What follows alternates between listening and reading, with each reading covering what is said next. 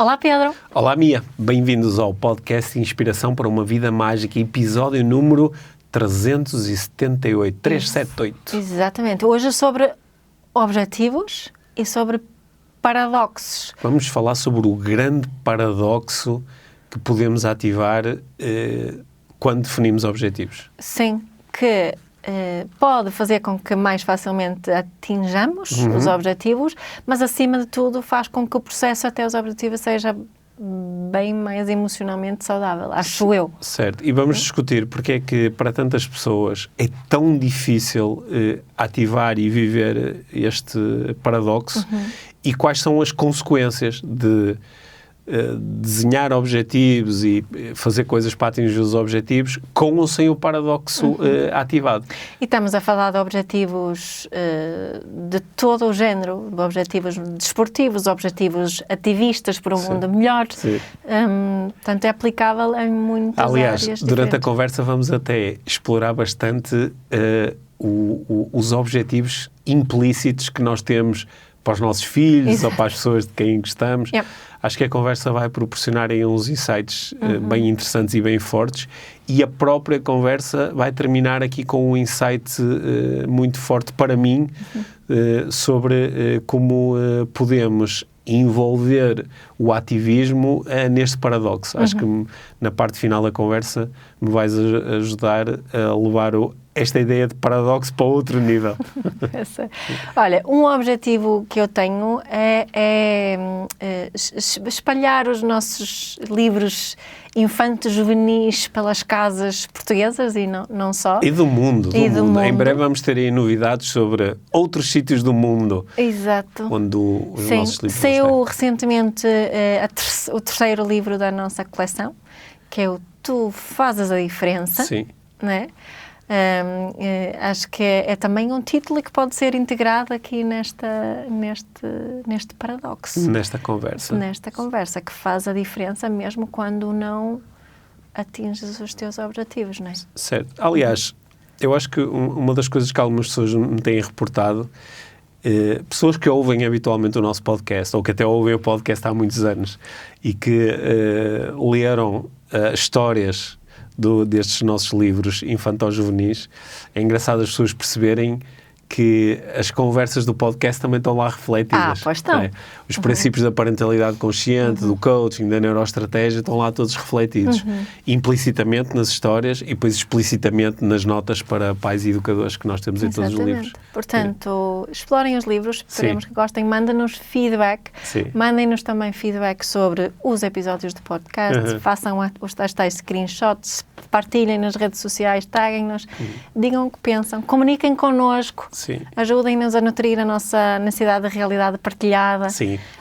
Ajuda-nos muito com a nossa motivação. Sim, ficamos bem felizes porque nós muitas vezes olhamos para os números do podcast e vemos que não sei quantas mil pessoas ouviram um episódio, mas às vezes quando isto se torna assim mais real para nós é quando alguém nos envia uma mensagem ou põe uma fotografia em que mostra, por exemplo, em que circunstâncias é que está a ouvir o podcast. Eu acho isso bem fixe. Portanto, obrigada por isso para quem fez e quem vai fazer. E um incentivo a que façam mais vezes. Boa. Espero que gostem muito desta conversa sobre o grande paradoxo que está presente quando definimos objetivos.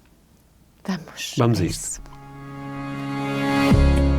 Este é o Inspiração para uma Vida Mágica, podcast de desenvolvimento pessoal, com Micaela Oven e Pedro Vieira. A Mia e o Pedro partilham uma paixão pelo desenvolvimento pessoal e estas são as suas conversas. Relaxa, ouve e inspira-te. Que se faça magia.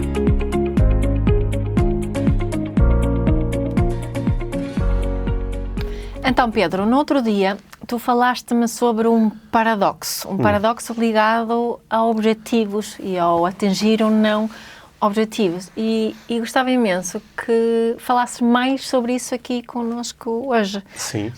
Achas que faz sentido para ti? Agora já lançaste o tema, agora tenho que me aguentar à bronca. Exato. Se calhar começavas por explicar esse paradoxo, que eu achei mesmo interessante. Sim. Ok. Se calhar até vou recuar um bocadinho em relação ao paradoxo e falar de uma consequência que eu vejo muitas vezes a acontecer por causa de nós nos focarmos em objetivos. É muito comum no desenvolvimento pessoal e em várias abordagens nós colocarmos uma certa tónica na necessidade ou na importância ou na relevância de definir os objetivos, ou seja, de conseguires responder à pergunta o que é que eu quero especificamente nesta situação, não é? E chama-se isso um objetivo. Certo.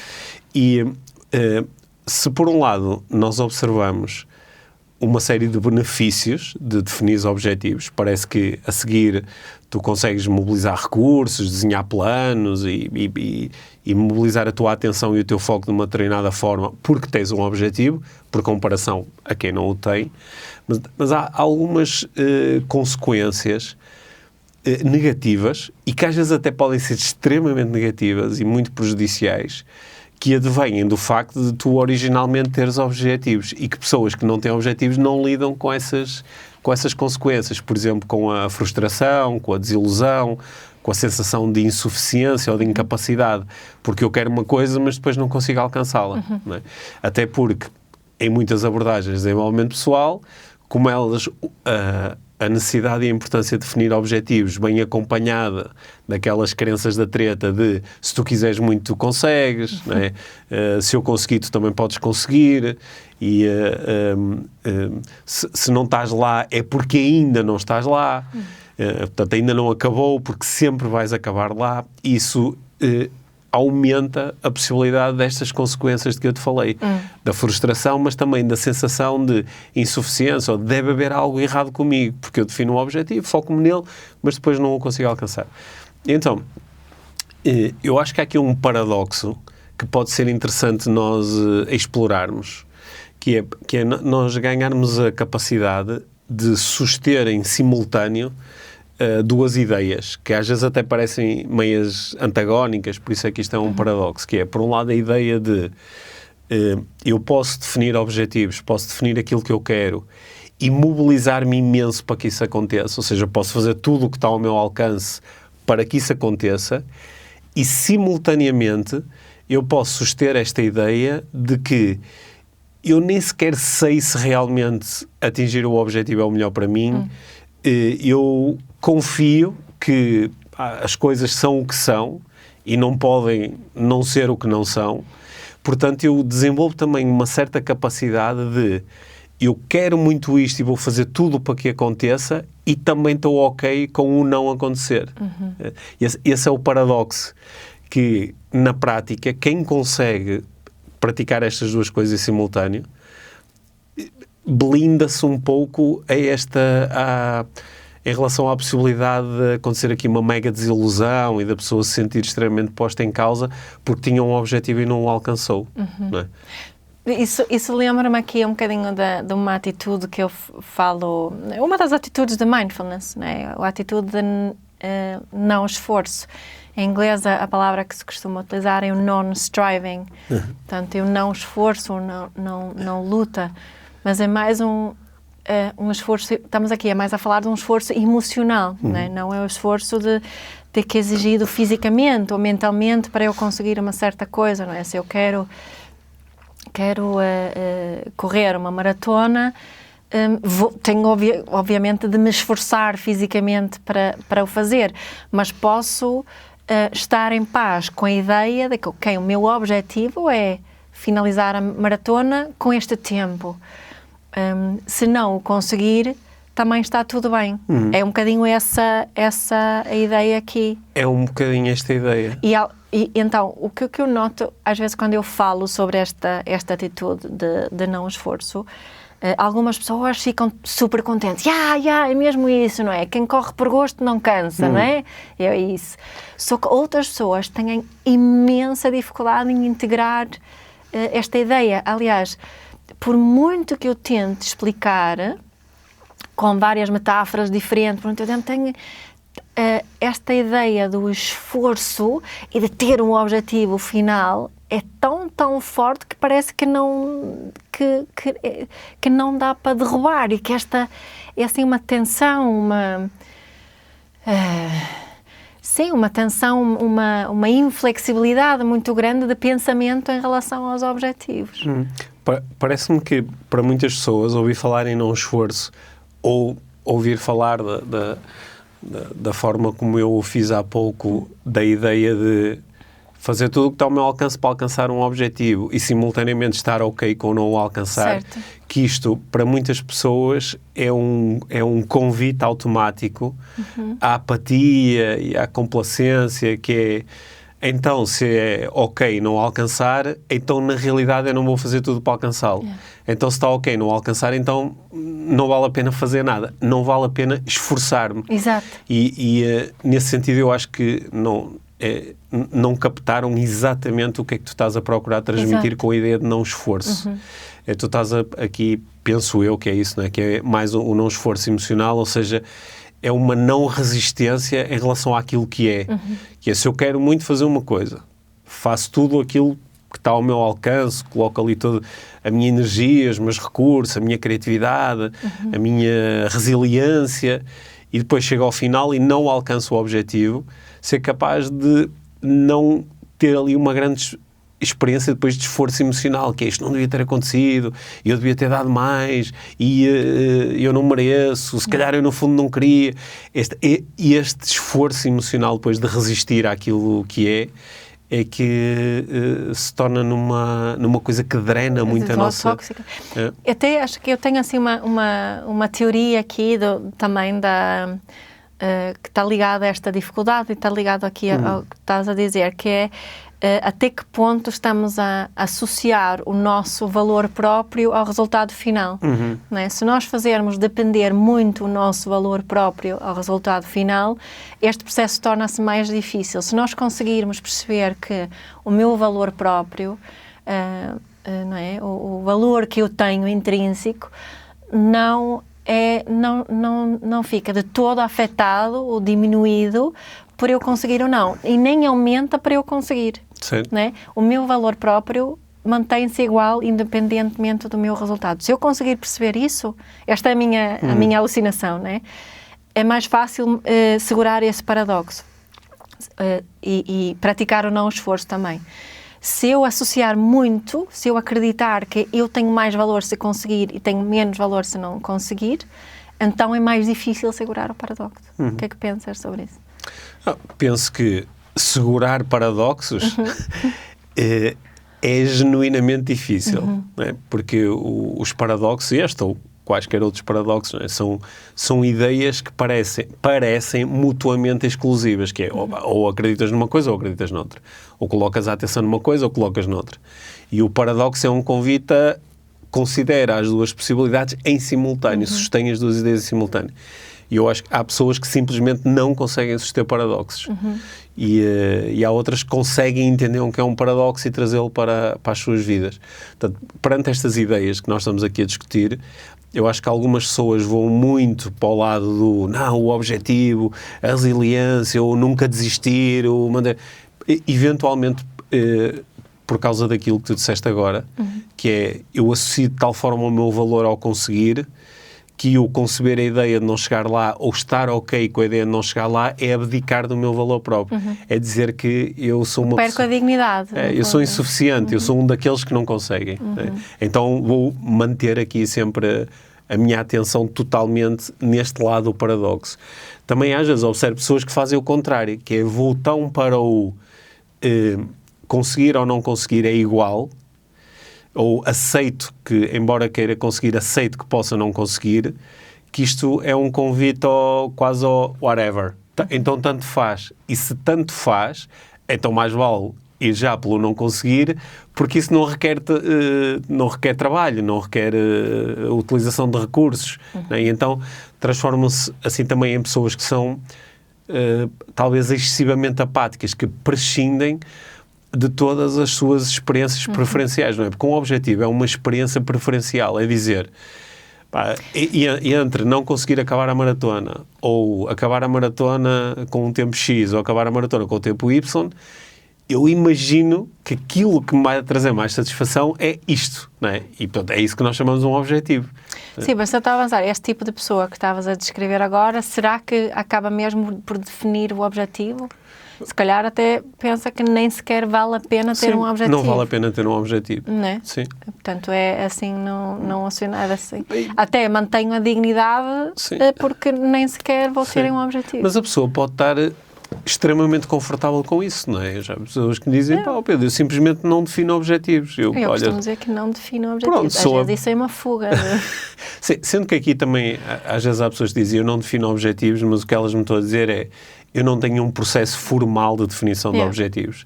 Mas, por exemplo, intencionei ser pai, agora tenho filhos, ok, ou seja... Já tiveste objetivos. Já tive uma realidade preferencial, não é? Ou quero ter algum dinheiro na minha conta e por isso vou trabalhar todos os dias e arranjei um emprego e faço coisas para suster o meu emprego e ter um salário. Ou seja, pode não ser um objetivo formal no sentido que está ali escrito ou cumprindo uma série de preceitos, mas é um objetivo, é uma meta. Claro. Mas então, voltando aqui ao teu paradoxo, qual é a vantagem? Porque eu acho que algumas pessoas, principalmente aquelas que não conseguem segurar o paradoxo, não conseguem conceber nenhum tipo de vantagem em manter esse paradoxo, porque eles estão tão programadas para manter o foco só no objetivo e acreditarem que eu consigo alcançar o objetivo, que eu acho que um dos pensamentos vai ser, mas se tiver essa dualidade, isso diminui a probabilidade de eu atingir o meu objetivo. Bem, para já eu não acredito, com base na minha experiência, a acompanhar clientes de coaching, que tipicamente num processo de coaching há um momento em que tu defines alguns objetivos, ou às vezes essa é toda a premissa do processo, é alcançar um objetivo. Eu não consigo de todo validar esta ideia de quem sustém este paradoxo e está mais ok com a ideia de, olha, posso não conseguir, que diminui a probabilidade. Eu, aliás, até iria arriscar dizer que se calhar é mais o contrário. Né? Há um discurso no filme Any Given Sunday, um domingo qualquer, do Al Pacino, em que ele, como treinador de uma equipa de futebol americano, está a fazer um discurso motivacional para a equipa no intervalo, acho que na final do campeonato ou algo do género, e ele, ao momento em que ele utiliza a expressão numa luta até à morte, é aquele que não tem medo de morrer que normalmente ganha. E, claro que isso é o exemplo extremo, mas eu se calhar iria arriscar ir mais por este caminho, que é, às vezes é aquele que não tem medo e até está preparado para aceitar que não alcançar o objetivo, às vezes é aquele que o atinge primeiro. Porque ele não tem aquela tensão de tudo depende de alcançar o objetivo. Como ele não tem esta tensão, tem até algum relaxamento, ele até consegue utilizar mais recursos. Não é? E vê mais coisas, vê se calhar mais possibilidades. Sim. Consegue fazer outro tipo de avaliação do próprio sucesso também, não é? Do que é o sucesso. Sim, eu acho que é isso que acontece. Sim, há mais uma coisa que eu acho que é muito importante, que é como que tu te sentes no dia a dia a caminho do teu objetivo. Yes. Que se tu conseguires manter a verdade que existe, vai sempre existir a possibilidade de não conseguir. Se tu conseguires estar bem com isso, sentes-te melhor pelo caminho, não é? A tal cena do quem corre por gosto não cansa. Se consegues, em princípio, se não conseguires atingir o teu objetivo, ficas triste, na mesma, talvez, um bocadinho desiludido, mas o sofrimento é muito diferente.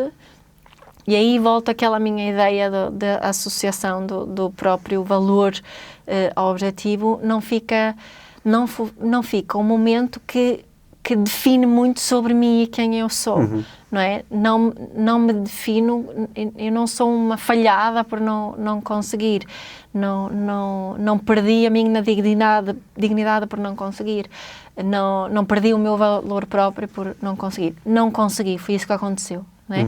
Ou seja, consigo perceber isso tudo, o que faz com que a minha vida emocional no dia a dia seja muito mais pacífico. Não é? E acho que isso, para mim, isso é um dos grandes mais-valias disso, e não tanto aumentar a probabilidade, só que é para vender esta ideia para muitas pessoas, o que tu disseste vai ser muito importante, não é? Sabes que existe um fenómeno no meio desportivo, onde, sabes, aquele tipo de desportos, como acontece muitas vezes nos esportes de equipa, mas também há alguns esportes individuais em que são desportos de eliminação, não é? Em que jogam um contra o outro e quem perder, não é? E depois chegas às meias finais e depois tens a final e tens o jogo do terceiro e quarto, não é? Como acontece às vezes em competições ou até competições internacionais, Jogos Olímpicos, e depois tens os medalhados, não é? Existe um fenómeno engraçado que é... muitas vezes, aquele que fica em terceiro tem um nível de satisfação e de bem-estar psicológico maior do que aquele que fica em segundo. Porque aquele que fica em segundo foi o que perdeu a final. E, portanto, ele, muitas vezes, ele foi à final, estava super focado, claro, ele foi à final, queria ganhar, não é? O objetivo era ser campeão. E mesmo que até fosse alguém que quando entrou na competição até achava que tinha poucas hipóteses de ganhar, mas agora estou na final, não é? Estou mesmo perto. Então o meu objetivo é ser campeão. E depois chego ao final e não consegui, não é? Por isso é que sou o segundo. Enquanto que aquele que ficou em terceiro, se calhar até lidou mais cedo, porque perdeu nas meias finais, lidou mais cedo com a desilusão de, olha, não consegui ganhar. E depois ele define um novo objetivo, que é, agora entre o terceiro e quarto prefiro ficar em terceiro. E ele conquista o objetivo. E, portanto, como ele termina com uma conquista, ele sente-se melhor do que aquele que terminou com uma derrota. Porque não conseguiu alcançar o objetivo. Só que, ao mesmo tempo, isto é profundamente estúpido, porque... O segundo teve um melhor resultado. Em princípio, é melhor ficar em segundo do que em terceiro, não é? Só que isto mostra-nos que este processo, como tu estavas agora a propor, o que interessa realmente muitas vezes não é o resultado final, é como é que eu me sinto no processo e como é que eu me sinto com o resultado final, não é? E eu acho que há aqui um grande medo. O medo número um é, a partir do momento em que eu digo, eu quero ser campeão e estou ok com ficar em décimo, se for isso que realmente acontece, que é a ideia de que isto é um convite a baixar os meus standards, a baixar o meu esforço, não é?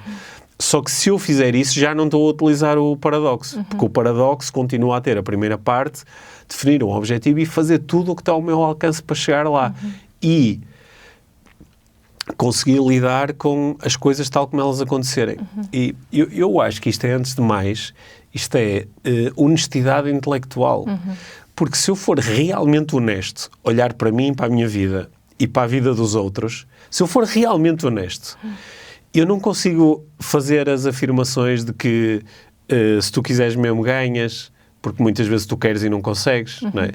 Eu não consigo fazer afirmações de que a pessoa que ganha ou a pessoa que conquista é a melhor pessoa ou é a pessoa mais feliz, porque eu olho à minha volta e não é isso que eu consigo. Portanto, eu acho que aprender a considerar e a utilizar o paradoxo é, antes de mais, por um lado, uma questão de honestidade, que é perceber que o facto de eu definir o objetivo e fazer tudo para alcançá-lo não é de forma nenhuma garantia de que eu vou alcançar o objetivo, não é? Aliás, a maior parte das pessoas no dia-a-dia não está a alcançar os seus objetivos.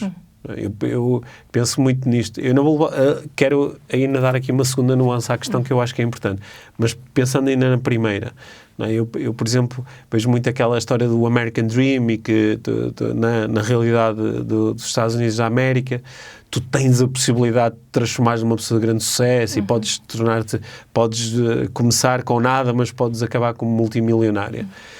E muitas pessoas têm essa aspiração, não é? Eu estou aqui, pessoas que emigraram para os Estados Unidos e tenho o objetivo de me tornar uma pessoa financeiramente abundante e milionária. Os números mostram que a esmagadora maioria das pessoas que têm esse objetivo não o alcança. Portanto, é só uma questão de honestidade intelectual dizer... há mais do que simplesmente o querer e fazer tudo para chegar lá. É aquela cena que às vezes contas, não é? De subir o Kilimanjaro. Ou, não, Kilimanjaro não. O Everest, o Mount Everest, não é? Há muitas... Todos que quiseram subir tinham isso como objetivo. Incluindo aqueles todos que morreram na subida. Exato. Ou que a meio não conseguiram. E em princípio também fizeram de tudo para conseguir. Para chegar lá. Sim. Portanto, isto às vezes, como é que nós resolvemos intelectualmente este facto? É punimos aqueles que não conseguem. Dizer, mas ele não quis mesmo chegar lá. Ou ele não se preparou suficientemente bem, ou ele foi descuidado. Tomou as decisões erradas. Sim, tomou as decisões erradas. Porque olha aquele que conseguiu. Mas eu acho que é muito mais honesto intelectualmente perceber que a relação entre processo e resultado tem mais coisas no processo do que só eu querer e ter isso como objetivo e fazer tudo o que está ao meu alcance. Claro. Há questões sociais, há questões de sorte, de acaso, há tanta... Climactérias. Há tanta coisa, não é? Mas há um outro lado desta questão que tem a ver com quando eu quero alcançar um objetivo e não o alcanço, eu acho que também é uma questão de inteligência lidar com isso da melhor forma possível, da forma que também for mais benéfica para mim. E o dizer, ok, eu queria, fiz tudo o que estava ao meu alcance, não consegui. Até posso colocar a minha atenção no futuro, quer dizer, ok, não consegui agora. O que é que eu aprendi com isto e como é que posso aumentar a probabilidade de conseguir no futuro? Como é que vou fazer diferente? Não é? Será que quero continuar a ter este objetivo? Ou desisto deste objetivo e vou ter outro?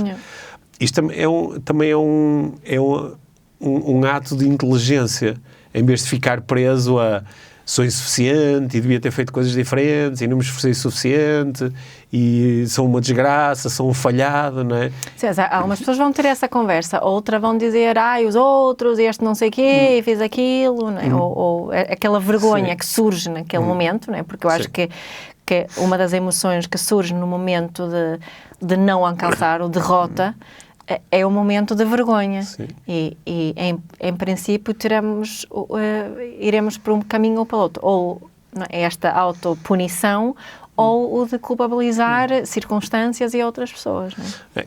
Correndo o risco de utilizar aqui uma linguagem que para algumas pessoas pode ser demasiado vaga ou abstrata, não é?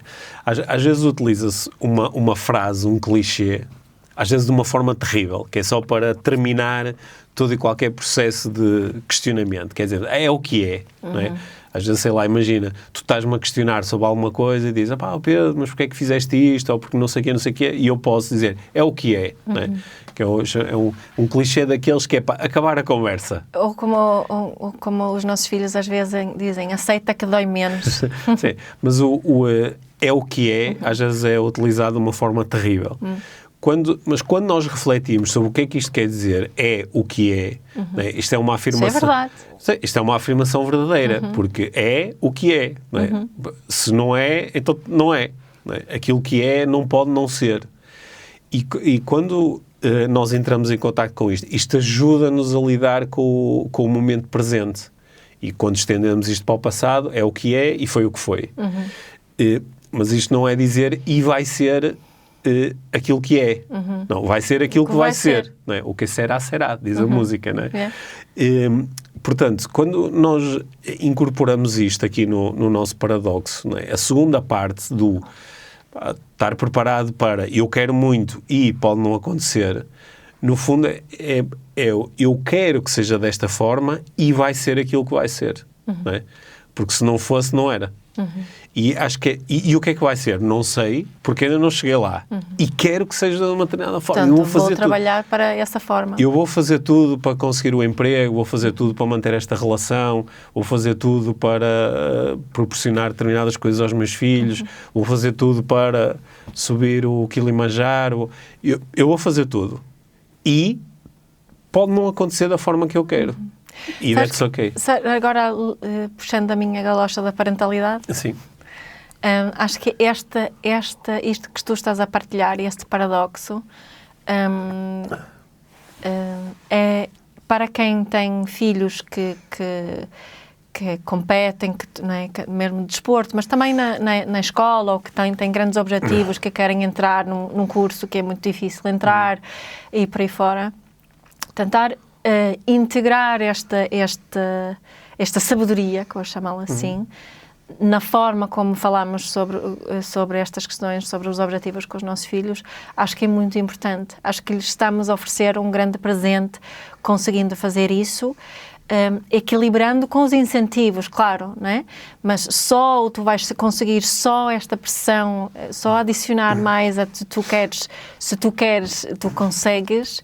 Acho que estamos a fazer-lhes um desfavor, pode-se dizer assim, não é? Mas mas procurar integrar isto na forma como comunicamos com os nossos filhos e os seus objetivos é um grande presente. Eu na parentalidade até levava isto um pouco mais longe, porque nós às vezes na parentalidade temos uns objetivos, mesmo que meios secretos, para os nossos filhos. Não, para os nossos filhos, por exemplo, não precisa ser só de eu gostava que o meu filho fosse médico, ou gostava que fosse um grande atleta, ou que fosse milionário, não é? Mas também pode ser, olha, eu quero muito que o meu filho seja uma pessoa altamente empática, eu quero muito que a minha filha seja vegetariana, eu quero muito que o meu filho seja muito autónomo, ou seja, emocionalmente muito sensível, e eu posso querer isto, porque acho que é realmente benéfico para o meu filho, para a minha filha. Posso fazer coisas, por exemplo, se eu gostava que o meu filho fosse uma pessoa muito empática, eu posso fazer coisas ativamente para promover a empatia nele, não é? Nomeadamente praticando empatia. Só que, simultaneamente, eu posso, não é? O segundo lado do paradoxo, eu também posso ter a ideia de, e vai ser o que vai ser. Se calhar eu quero muito que o meu filho seja empático, e ele vai ser uma pessoa pouco empática. Ou gostava muito que a minha filha fosse vegetariana e ela vai ser carnívora, não é? Ou gostava muito que o meu filho me telefonasse, quando tivesse uma vida independente, me telefonasse todos os dias, e ele vai-me ligar uma vez por semana. Isto não quer dizer que eu deixe de ter uma realidade preferencial. Olha, eu preferia que o meu filho me ligasse todos os dias. E posso fazer coisas. Olha, posso ser eu a ligar, ou posso lhe pedir, ou posso lhe explicar a importância que isto tem para mim. Mas, simultaneamente, não estou a colocar uma expectativa sobre a realidade futura tão forte que depois vou ter que lidar com a desilusão.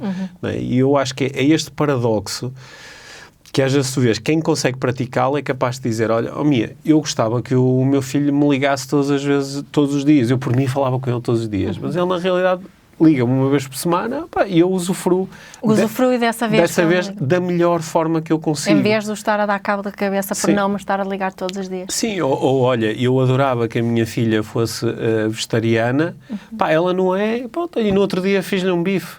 Sabes? Que é usufruir daquilo que é, lá está, o tal ato de inteligência que é o que é. Portanto, não vale a pena lutar contra isso. Posso continuar a querer que venha a ser diferente, não é? Mas parte daquilo que é. Que eu acho que uma das dificuldades de quem não utiliza a segunda parte do paradoxo é que não chega... Como eu realmente não aceito que as coisas sejam assim, eu muitas vezes não tenho um ponto de partida fiável para o meu processo de mudança, porque estou em resistência em relação àquilo que é, não é? E isso dificulta muitas vezes o próprio processo. Daí, às vezes é mais fácil. Vamos pegar neste exemplo que eu dei há pouco. A pessoa que gostava que o filho lhe ligasse todos os dias, mas na realidade só liga uma vez por semana, mas que está em luta contra isso. Não, devia ligar todos os dias, porque eu fiz tudo por ele e não custa nada e são só não sei o quê. E depois quando está e chateia, se calhar tem menos possibilidade de um dia vir a lidar com essa realidade de o meu filho liga-me todos os dias, do que alguém que está a ativar o paradoxo e diz, olha, eu quero que ele me ligue todos os dias, mas ele não o faz, só me liga uma vez por semana. E está tudo bem.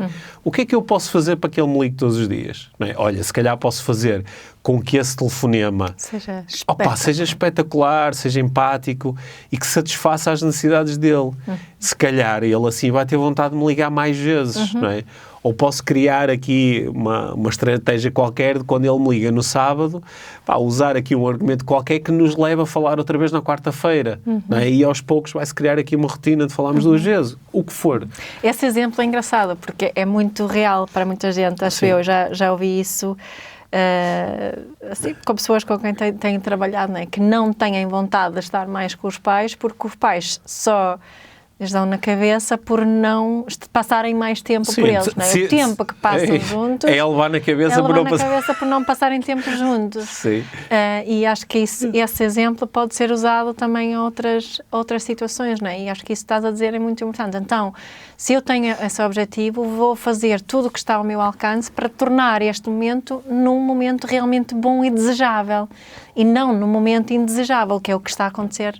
Sim, parece, não é? Sim, mas é igual. Se pensares no caso, por exemplo, do atleta que quer alcançar um determinado objetivo e não consegue, e em vez de, se ele ativar o paradoxo, diz, ok, eu queria muito ter ganho, por exemplo, eu queria muito ter-me qualificado para esta prova, ou queria muito ter sido contratado por aquela equipa, e não consegui. Pode, isso agora é o que é, porque pronto, neste momento pelo menos não consegui. Pá, olha, e estou ok com isso, e quero continuar portanto, vou incorporar informação sobre o processo para tentar melhorar o processo e aumentar a probabilidade. Versus o atleta que entra em sofrimento total. Sou um falhanço, isto foi injusto, isto não devia ter acontecido desta forma, está tudo contra mim, não é? O que é que eu fiz para merecer isto? O que ele também está a ensinar a si próprio é que é extremamente doloroso lidar com a derrota. E algumas pessoas acreditam que é por causa desta dor que ele agora na próxima vez vai dar ainda mais. Não é? Só que o que ele está a ensinar a ele próprio é que continuar nesta jornada cria a possibilidade de lidar outra vez com esta dor maciça. No outro dia li só um excertozinho do estudo e fiquei com vontade de procurar o estudo, que ainda não fiz, mas no fundo o que esse estudo mostrou foi que motivação, não é? Discurso motivacional funciona bastante mal em tempos difíceis. Na realidade, o que funciona é autocompaixão e autoempatia. E achei esse importante, que esse estudo em particular, eu vou ter que depois, se calhar fazemos também um episódio sobre isto até, mas que este, no fundo, até podíamos tirar aqui aprendizagens para o que tu estás aqui a propor, porque nisto que tu estás a propor, deste paradoxo, no processo de, ok, posso não alcançar o meu objetivo, é um processo autoempático. Não é? E um autocompassivo.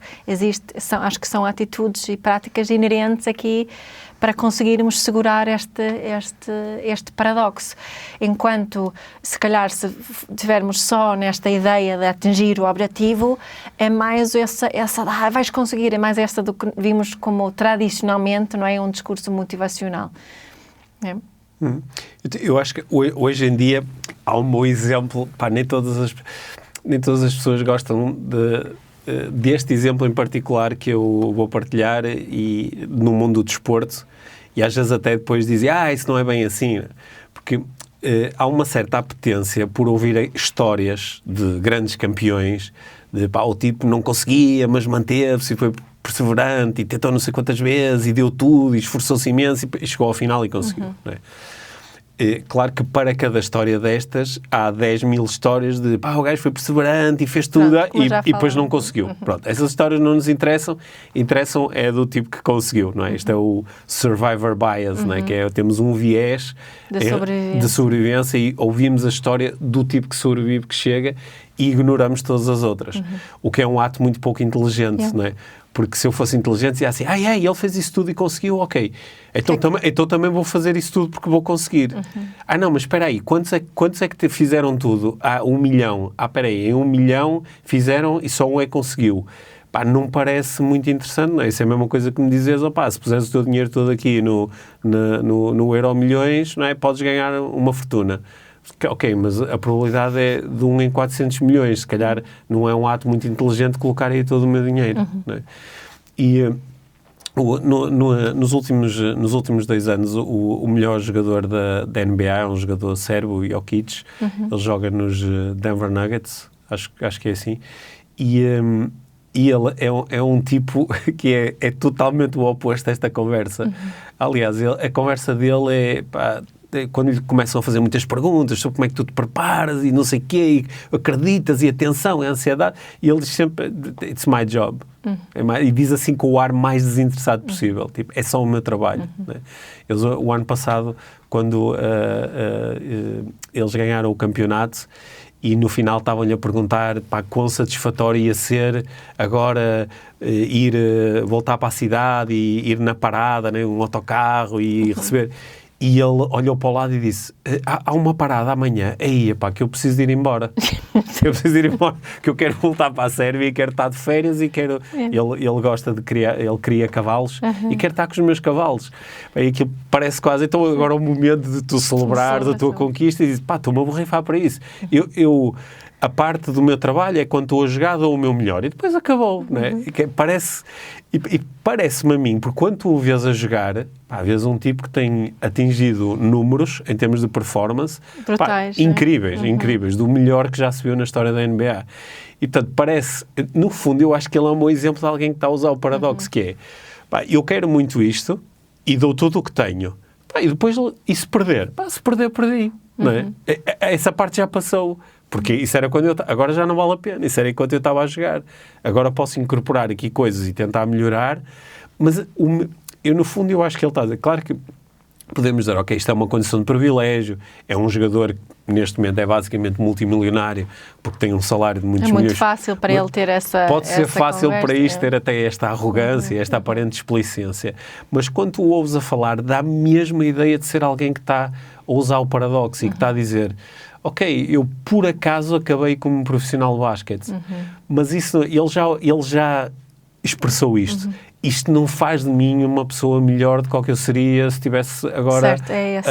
Então estás a voltar àquela questão a trabalhar no McDonald's. Claro, é melhor para mim estar aqui e ter este dinheiro e ter estas possibilidades. E é o que é. Se não fosse, também... estaria bem. É curioso que, estava a pensar nessa, é mais fácil ouvires uma pessoa que está nessa posição dizer isso do que uma pessoa que diz, não, eu trabalhei a vida toda como caixa no McDonald's. Sim. E isso não faz de mim... Ela não ia ter esta conversa da mesma forma como quem... Mas olha que eu acho que há pessoas que estão nesse... nós costumamos usar... Sim, não estou só a dizer isso. Até pode ser a pessoa dizer isso. Só que a forma como isso é recebido do outro lado é um bocadinho diferente. Nós ainda... Acho que ainda hoje de manhã tu usaste esta expressão, não é? Que nós há uns anos ouvíamos muito um podcast que é o... Boot at the Gas Pump. Boot at the Gas Pump. E o título do podcast era o tipo americano que tinha este podcast. Tinha, não sei se provavelmente ainda tem, né? E ele entrevistava muito pessoas que estavam assim no mundo espiritual, no mundo muito espiritual e no mundo da iluminação, não é? E ele, esta Buda at the Gas Pump é a ideia... Buda na bomba da gasolina. Na bomba de gasolina, é que o tipo que tu encontras e que te está a meter combustível no teu carro pode ser tão iluminado como uma pessoa que está lá a liderar retiros na Índia. E eu acho que, no fundo, se usarmos a linguagem que estamos a utilizar neste episódio, a pessoa que consegue suster este paradoxo. Ela pode dizer, olha, eu preferia fazer outra coisa que não isto, não é? Até tenho como objetivo fazer outras coisas. Ou não, não é? E isto é o que é neste momento. E há uma certa sabedoria, porque é um não lutar com as coisas que são, sem deixar de fazer coisas para que as coisas sejam diferentes. Para que sejam diferentes. Se é isso que nós quisermos. Sim, e eu acho que isso é, antes de mais, é um ato de autopreservação e de inteligência muito prática, não é? Inteligência muito prática. Só que isto, de facto, eu acho que o grande medo é o medo da complacência, que é o medo de dizer assim, mas por causa dessa conversa o tipo está há anos a trabalhar na bomba de gasolina, em vez de ir atrás dos objetivos dele e de fazer coisas acontecer. E ele, se calhar, foi atrás dos objetivos dele, e se calhar não conseguiu, ou então não tem outros objetivos, e está tudo bem. A pergunta é como é que ele se está a sentir lá, não é? O problema é como se está a sentir, isto é uma coisa que eu de vez em quando partilho nas redes sociais, que é, eu quando comecei a trabalhar como coach, lia muitas biografias e estava muito interessado em conhecer histórias e casos de sucesso, e acho que estava muito focado em pessoas que conseguiram, que ou construíram, sei lá, um império empresarial, ou que chegaram... Fizeram cenas desportivas ou transformaram-se em grandes ativistas sociais, ou foram políticos que mobilizaram nações inteiras. E com o passar do tempo, embora essas histórias continuem a ser inspiradoras, aquilo que mais me interessa é, não sei se posso usar a expressão, mas é o sucesso emocional. É pessoas que estão bem com elas próprias. Até porque estar bem comigo não quer dizer eu quero que as coisas sejam sempre assim, não é? Porque às vezes até há pessoas que encontram forma de estar bem com elas em cenários muito duros, não é? E podem... Eu posso estar bem com aquilo que é e ser profundamente ativista e querer que isto seja diferente e estar capaz de fazer muita coisa para que mude. Só que isto não vir de um sítio de luta contra aquilo que é. Porque aquilo que é, na realidade, já foi. Porque quando nós percepcionamos aquilo que é, como há um delay entre realidade e percepção, ainda por cima já foi. Nós, quando nos apercebemos daquilo que está a acontecer, aquilo de que nós nos apercebemos já é passado, já passou, há um quarto de segundo atrás. Estava a pensar nisso, começaste a falar do ativismo, também quem é muito ativista, um ativista político, ambiental, ativista da parentalidade, também podemos ser ativistas com mais ou menos sofrimento. Sim, né? Com mais ou menos paradoxo em ação. Com mais ou menos paradoxo em ação. E acho que, para mim, falando de mim e na parentalidade, mas também eu sou ativista também no geral, né? Quando era mais nova, era uma ativista muito sofrida. Sofria muito com o não alcançar dos objetivos do meu ativismo. Enquanto hoje em dia posso ficar frustrada e triste e tudo, mas não há aquele sofrimento tão presente de quando... Porque eu sei que os objetivos do meu ativismo são muito ambiciosos, não é?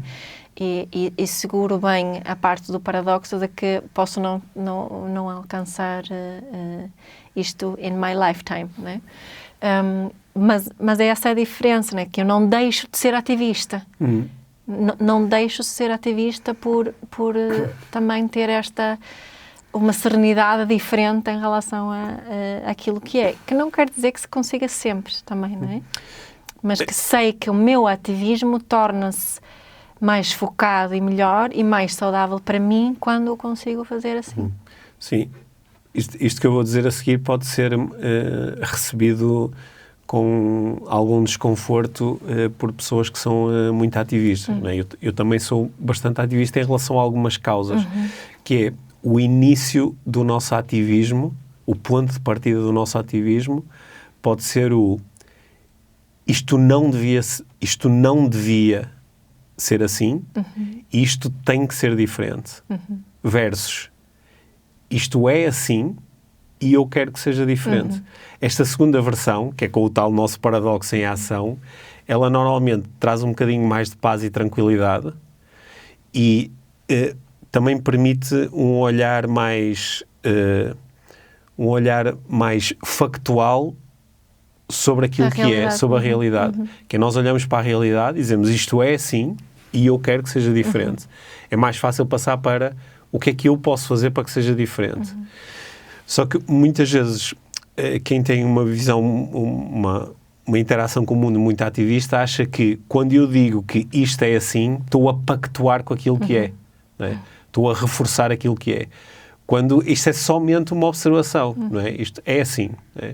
Eu posso olhar para esta caneca e dizer, olha, aquilo que é que eu tenho uma caneca na minha mão e aquilo que eu quero é ter a caneca na mesa. Não é? E a seguir, o que é que posso fazer para chegar lá? Mas se o meu ponto de partida é, eu não devia ter esta caneca na mão, não é? E ela tem que estar na mesa. Isto, no final, até pode conduzir a um resultado parecido. Só que o sofrimento, a luta, a resistência é tão grande que eu às vezes fico só focado na primeira parte, que isto não devia ser assim, isto não devia ser assim, isto não devia ser assim. E estou em luta contra uma coisa. O facto de eu dizer que isto não devia ser assim, por si, não tira a caneca da mão. Não é? E eu acho que às vezes é isso que... Às vezes é muito duro, sobretudo quando olhamos para situações profundamente injustas. Não é? Isto é a diferença entre olhar, por exemplo, para o que está a acontecer em Gaza e dizer agora, neste momento, isto é o que é. E eu quero que seja diferente e o que é que eu posso fazer para chegar lá?